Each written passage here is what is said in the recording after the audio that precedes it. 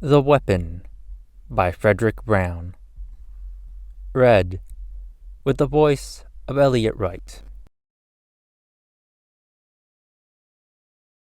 The room was quiet in the dimness of early evening. Dr. James Graham, key scientist of a very important project, sat in his favorite chair, thinking. It was so still that I could hear the turning of pages in the next room as his son leafed through a picture book. Often, Graham did his best work, his most creative thinking, under these circumstances, sitting alone in an unlighted room in his own apartment after the day's regular work. But tonight, his mind would not work constructively. Mostly, he thought about his mentally arrested son, his only son, in the next room. The thoughts were loving thoughts, not the bitter anguish he felt years ago when he first learned about the boy's condition. The boy was happy, and wasn't that the main thing?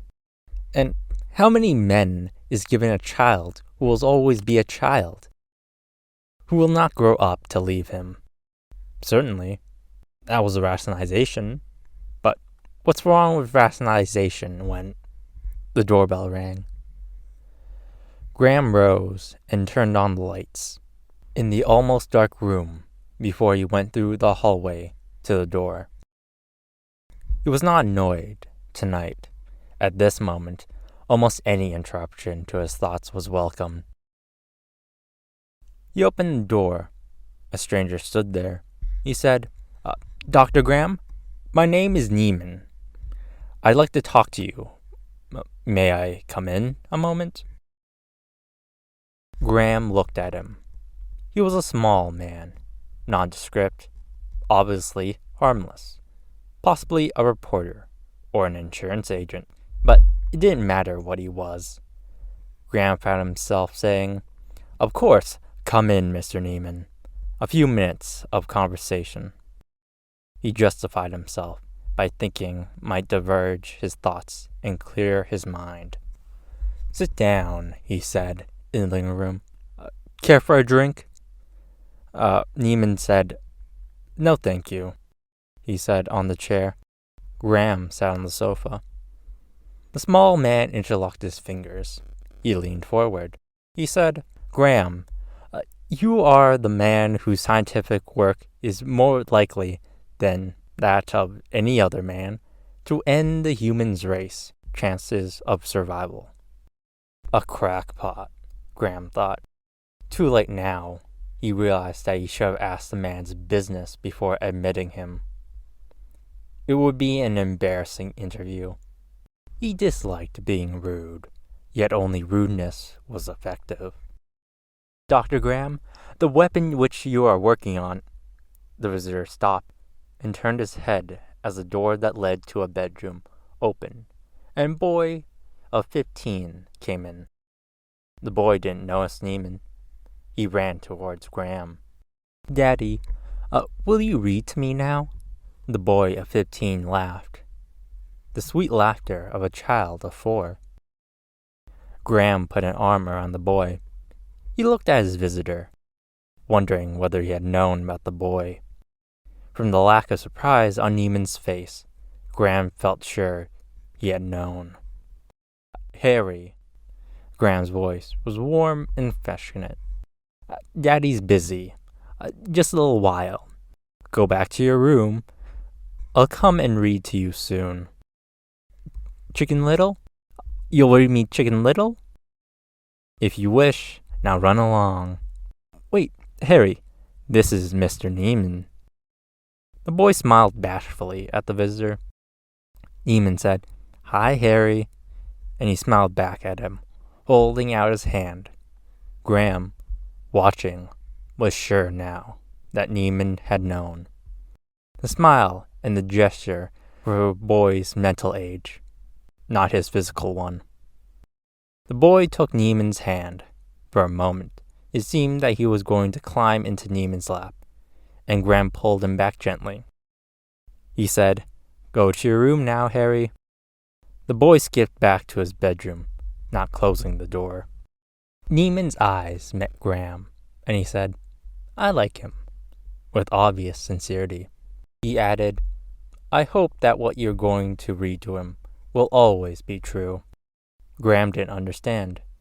Neiman said, Chicken Little. I mean, it's a fine story, but may Chicken Little always be wrong about the sky falling down? Graham suddenly liked Neiman, when Neiman had shown a liking for the boy. For now, he remembered that he must close the interview quickly. He rose in dismissal. He said, I fear you're wasting your time and mine, Mr. Neiman. I know all the arguments.